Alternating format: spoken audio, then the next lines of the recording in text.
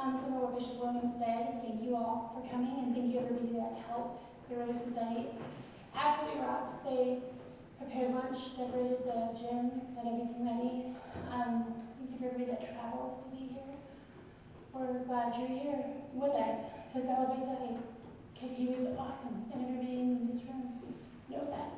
So I'm just going to put fine tooth comb on some of his awesomeness.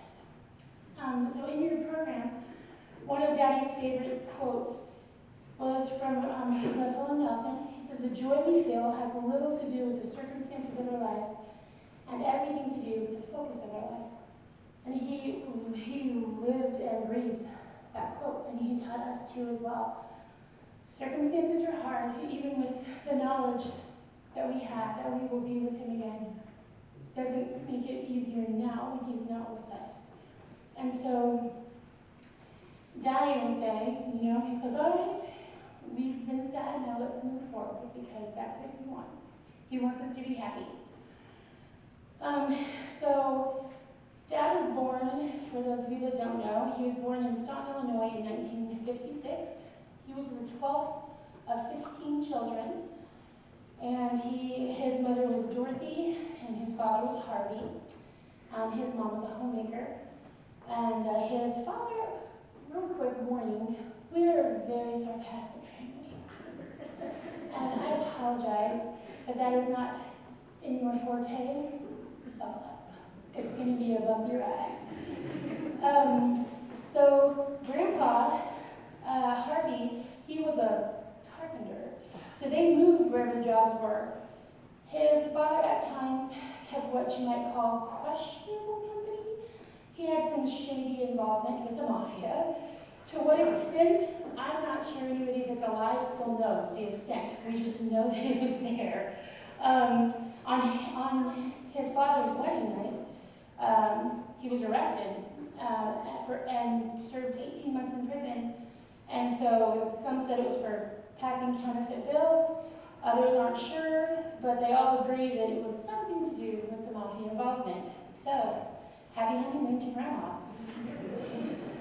4 years after Daddy was born, his father decided to move him from Illinois to Colorado. Throughout his childhood, he was raised between Colorado Springs and Leadville. As one of 15, times were pretty hard for most of his childhood, so he grew up very humble, very resourceful. All of his siblings did.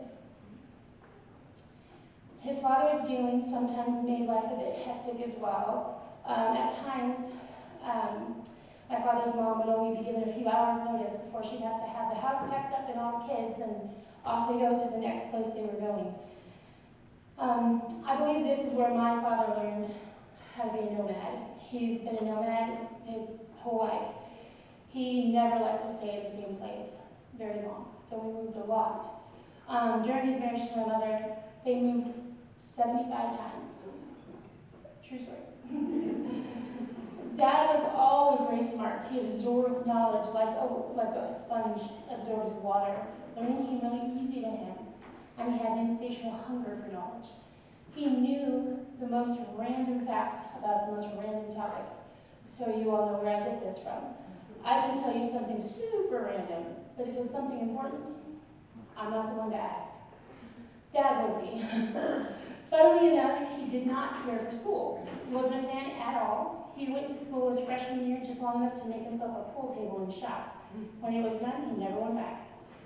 But he never let that stop him from learning.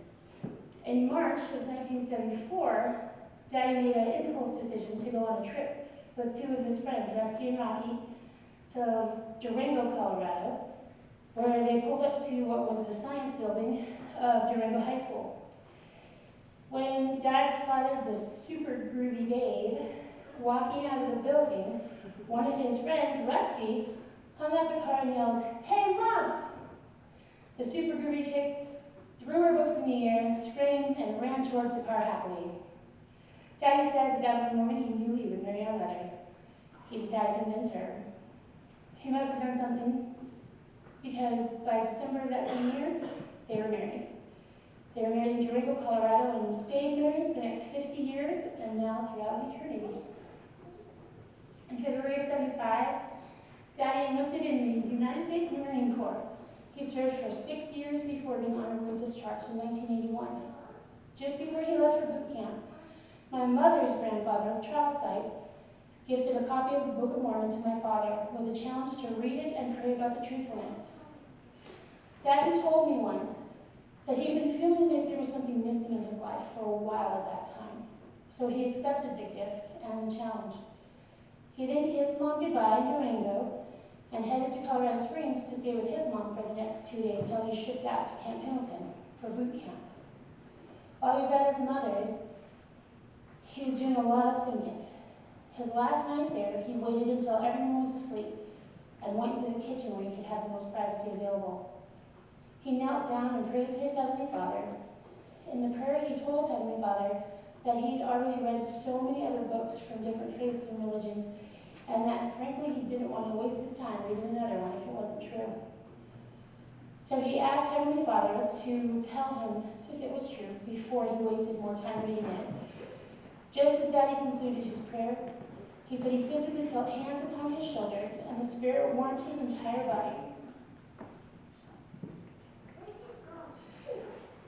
Testifying to the truthfulness of the Book of Mormon, Daddy said he knew that if the Book of Mormon was true, the church was true as well. From there, he took except one missionary lesson during boot camp, and the final one when he returned home 12 weeks later. He was baptized as a member of the Church of Jesus Christ of Latter-day Saints in June of '75. For the first 3 years of Daddy's service, he was a truck driver for the Marines, until a wonderful state president who took Daddy under his wing told him he didn't feel like truck duty was the best thing for him or his family. He suggested that he change his MOS to computer programming. Daddy took his advice, but got tired of waiting on the military to get into the classes he needed for it, so he started learning himself. He grabbed technical manuals, anything he could get his hands on, and taught himself how to program computers. Because of this inspired change, Daddy was able to provide a wonderful living for his family throughout the years. In 1976, we have to state that now, I'm sorry. In 1976, just before Daddy went overseas to the Philippines, he and Mom were sealed for time and all eternity in the Los Angeles Temple. Once he returned from overseas a year later, he and Mom had their first 3 kids, lived on the base of Camp Pendleton until his discharge in 1981, when they moved to Orange County, California, where Daddy worked for Ross Perot for a spell, and he and Mom added their 4th and most important child to the family. 18-ish months later, Daddy worked himself out of his job at FedGo, so he packed up the growing family and moved from California back to Durango, then Ordway, and Leadville. He told me once that out of all the jobs he had, one of his favorites was when he lived in Ordway and worked on a watermelon farm with his brother Harry. He said the best tasting watermelon in the world is one right off the vine at dawn while the dew is still dripping off of it. Over the next many years, Daddy had several computer programming contracts taking us all over. Ogden, Utah, Aurora, Colorado, Montbello, Colorado, Phoenix, Arizona, Whitefield, Colorado, Fountain, Colorado, Arvada, Colorado, Schenectady, New York, Highland Falls, New York, back to Durango. Throughout all of this, the family continued to grow from 4 kids to 8, enduring many challenges, heartaches, highs, lows, sadness, happiness, love and sorrow. But Daddy loved life. And while he loved that computer programming provided his family with a good living, after a while it wasn't truly what he enjoyed. He was laid off of a programming job he had with WorldCom because the CEOs and higher-ups were embezzling funds. When this happened, Daddy was out of a job for 14 months. Mom was ready to kill him, and he needed to try to supplement his income. Mom always said, there is a reason that the men go to work. We cannot be together this much time. It's not okay. and so Dad had to find a way to supplement his income. And so he convinced Mom to let him buy this old truck, and he became a junker or a hauler. And he loved that job. He loved it. He loved that he wasn't behind a desk all day, that it wasn't a 9 to 5. He loved that he got to move around, meet new people, have new experiences daily. And though he was only making a pittance compared to what he made as a programmer, he was so much happier doing it. Daddy truly had a knack for making the best of any situation. He loved everything and had so many passions. He absolutely loved to draw and to paint, and he was amazing at it.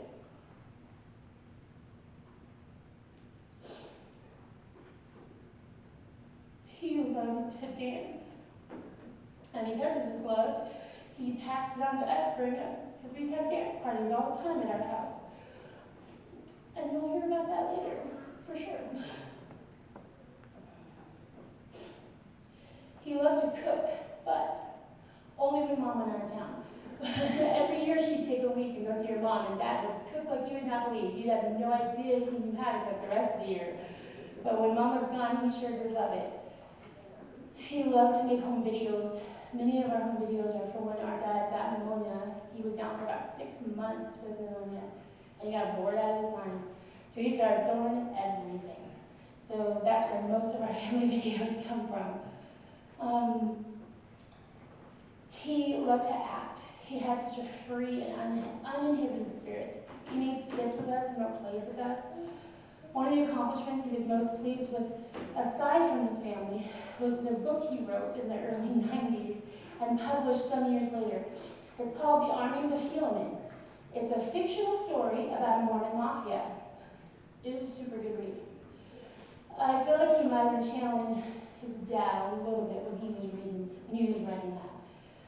He loved guitars. He loved music in general. He owned several guitars, amplifiers over the years, and we would literally just plop down in his lap and strum the strings while he played the notes. He tried to teach us how to play. He succeeded for some of us, not for all. I don't think that was his fault though. He taught his grandkids how to play. He was just so full of life, so anybody around him could feel it, and they were drawn to him like a moth to a flame. He was everyone's favorite uncle, neighbor, whatever. He was adventurous. He took us off-roading in his Jeep. That never happened. He would never do that. On top of all this, and trust me, there are so many more things that we could hear for weeks if I continue to list them. One of my father's top passions, his number one priority, was and always will be his wife. My mother, Aunt Linda, she was his whole world. He lived and breathed for my mother. When Dad first got the news about his cancer, and he knew he didn't have long, my husband and I went to see him in the hospital. As I walked in the room, Daddy was laying in the bed, and Mom was on the other side of the room, taking call after call and trying to return texts for all the family members that were concerned. I'm trying to be good for Mom. I looked at Daddy and he said, "Chef, come here." And he reached his hand out for mine and pulled me in close.